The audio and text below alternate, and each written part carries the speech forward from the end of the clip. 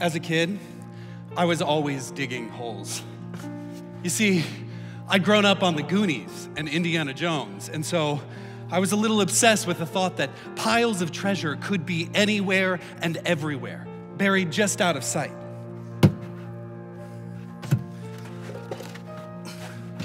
One of my favorite things to do on Saturday mornings was to organize epic treasure hunts with the other neighborhood kids. One of us would bury something somewhere and then draw an elaborate map of the neighborhood, over fences, through streams and woods, all leading to a big red X. When I was 10, we went to visit my grandparents in Arizona for Christmas, and my favorite gift was this book about ghost towns and lost treasures. And one of the chapters was about this abandoned mine filled with gold that had been lost somewhere in the Superstition Mountains. And I could see those exact mountains past the grapefruit tree in my grandparents' backyard. We took a scenic drive there one afternoon, and I spent the whole time with my nose pressed against the window because even though dozens had died looking for it, I was sure that I would be the one to spy it around the next bend. Nearly 8,000 people go looking for that mine every year because, as it turns out, we don't seem to outgrow treasure hunting. 52-year-old Colonel Percy Harrison Fawcett plunged into the Amazonian rainforest in 1925, facing venomous spiders, 60-foot-long anacondas, and poison-tipped arrows in search of his obsession, a legendary city of gold. And it was the last anyone heard from him.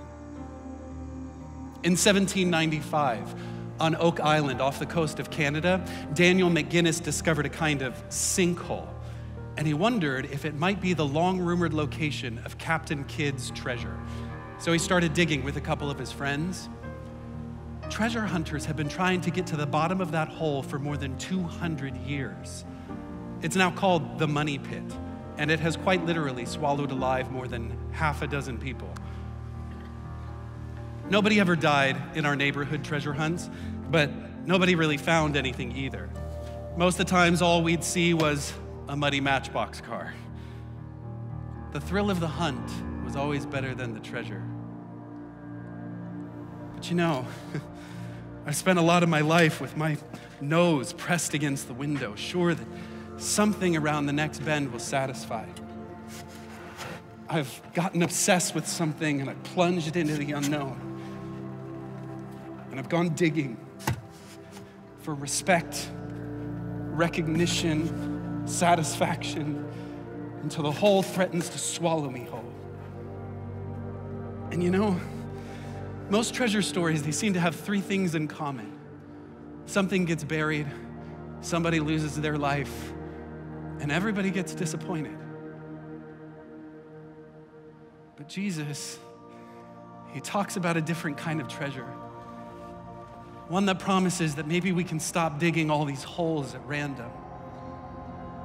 He says that the kingdom of heaven is like treasure hidden in a field.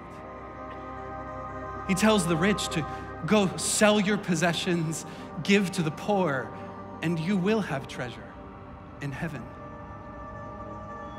And later on, Paul, he basically draws a map, but not to where, but to whom. Saying that we really should be searching for Jesus, in whom are hidden all the treasures of wisdom and knowledge. And that treasure story has something in common with a lot of the rest, because something was buried, because Jesus did lose his life. But then it charts a new course, one toward resurrection and restoration and real satisfaction. And like all good treasure hunts, X marks the spot.